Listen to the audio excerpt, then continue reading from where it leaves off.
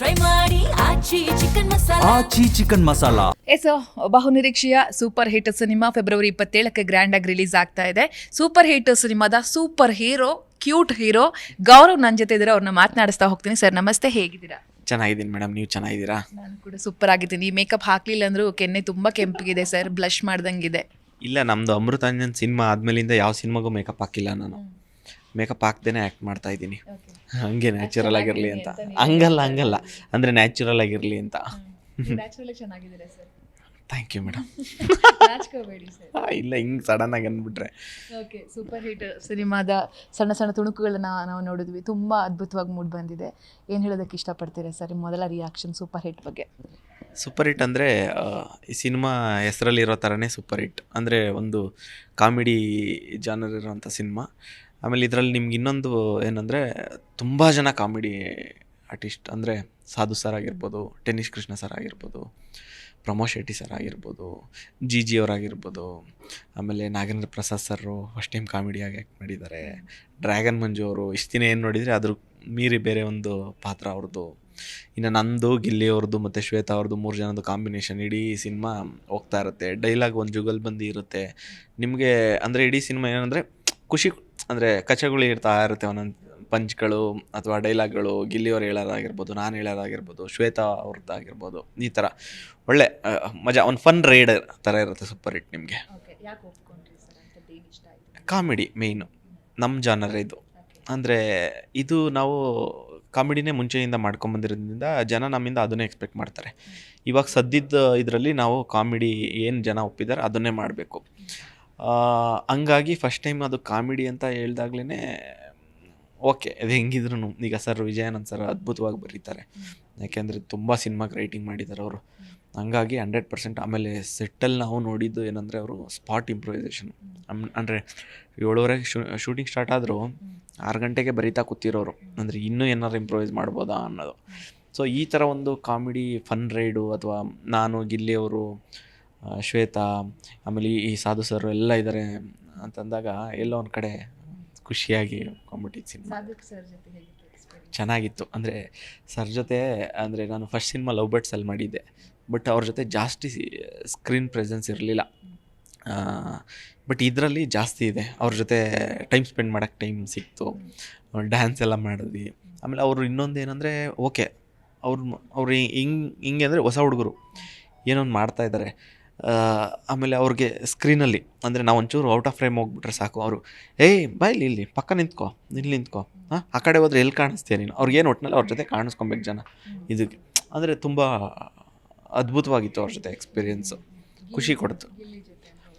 ಗಿಲ್ಲಿ ಅವ್ರ ಜೊತೆ big boss ಹೋಗೋ ಮುಂಚೆ ಅವರು ಇಲ್ಲಿ ನಟಿಸಿ ಹೋಗಿದ್ದಂಥದ್ದು. ಅವಾಗ ನೋಡೋಕೆ ಹೆಂಗಿತ್ತು, ಹೀಗೆ ನೋಡೋಕೆ ಹೆಂಗಿದ್ದಾರೆ, ಆ್ಯಂಡ್ ಹೇಗಿತ್ತು ಓವರ್ ಆಲ್ ಜರ್ನಿ? ಅವರಲ್ಲಿ ಬಿಗ್ ಬಾಸ್ ಮನೆಯಲ್ಲಿ ಆ ಥರ ಫನ್ ಮಾಡುವಾಗ ನೀವುಗಳು ಹೇಗೆ ಸಂಭ್ರಮಿಸ್ತಿದ್ರಿ ಅಂತ?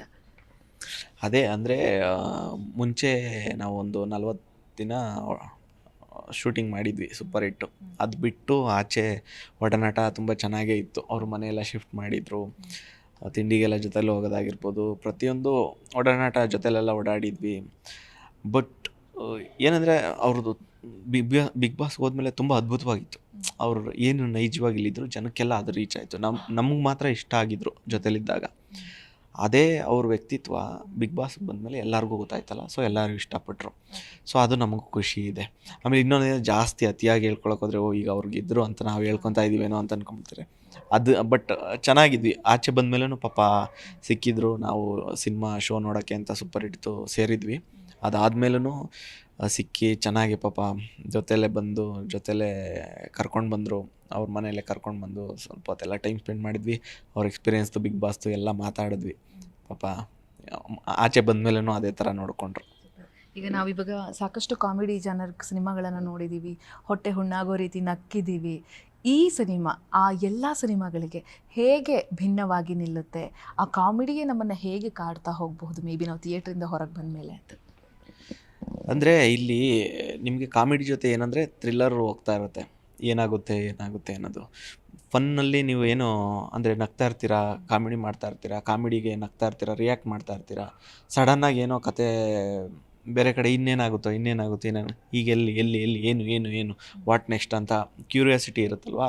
ಸೊ ಆ ಕ್ಯೂರಿಯಾಸಿಟಿ ಜೊತೆ ಕಾಮಿಡಿ ಇರೋದ್ರಿಂದ ನಿಮ್ಗೆ ಇದೊಂಥರ ಬೇರೆ ಥರ ಎಕ್ಸ್ಪೀರಿಯೆನ್ಸ್ ಆಗುತ್ತೆ ಸಿನಿಮಾ ಒಳಗೆ, ಅದು ಹೇಳ್ಬೋದು. ಎಲ್ಲೆಲ್ಲಿ ಶೂಟಿಂಗ್ ಆಗಿದೆ, ಎಷ್ಟು ಹಾಡುಗಳಿದ್ದಾವೆ, ಎಷ್ಟು ಫೈಟ್ಗಳಿದ್ದಾವೆ? ಅಂದರೆ ಈ ಸಿನಿಮಾನ ನಾವು ಆಲ್ಮೋಸ್ಟ್ ಕರ್ನಾಟಕ ಫುಲ್ಲು ಶೂಟ್ ಮಾಡಿದ್ದೀವಿ ಮೇಡಮ್. ನೀವು ಈ ಸಿನಿಮಾ ಕೂತ್ಕೊಂಡು ಸ್ಟಾರ್ಟಿಂದ ಎಂಡ್ವರೆಗೂ ಸಿನಿಮಾ ಮುಗಿಯೋಷ್ಟರಲ್ಲಿ ಕರ್ನಾಟಕ ಒಂದು ರೈಡ್ ಮಾಡ್ಕೊಂಡು ಬಂದ್ಬಿಡ್ತೀರಾ.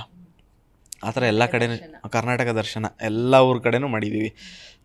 ಧಾರವಾಡ, ಹುಬ್ಳಿ, ಕಾರವಾರ, ಮಂಗಳೂರು, ಬೇಲೂರು, ಹಾಸನ್ನು, ಚನ್ನರಾಯಪಟ್ಟಣ, ಈ ಕಡೆ ಇದು ಬಾಂಬೆ ಹೈವೇ ಕಂಪ್ಲೀಟ್ ಎಲ್ಲ ಕವರ್ ಮಾಡಿದ್ದೀವಿ. ಎಲ್ಲೂ ಬಿಟ್ಟಿಲ್ಲ ಅನಿಸ್ತದೆ ನಾವು.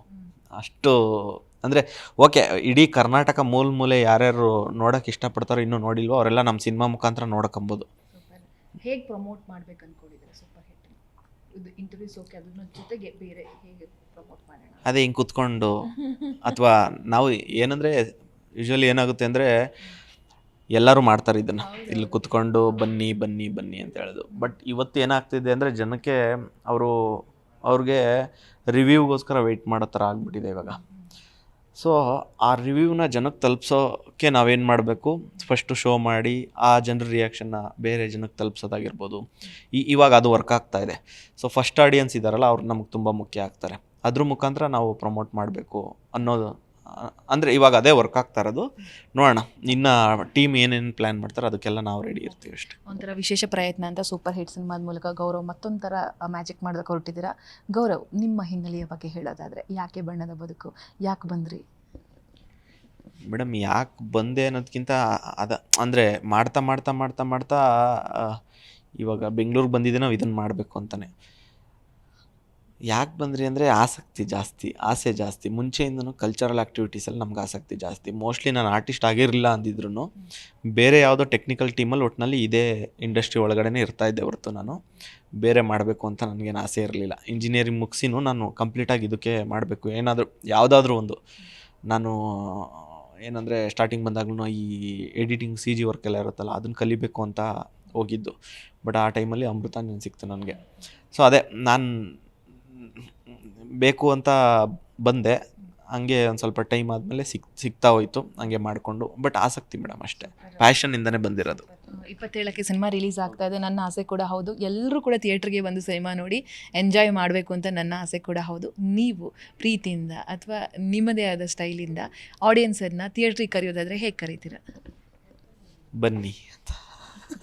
ಇಲ್ಲ, 27ನೇ ತಾರೀಕು ನಮ್ಮ ಸೂಪರ್ ಹಿಟ್ ಸಿನಿಮಾ ರಿಲೀಸ್ ಆಗ್ತಾಯಿದೆ. ಕರ್ನಾಟಕದಾದ್ಯಂತ ರಿಲೀಸ್ ಆಗ್ತಾಯಿದೆ.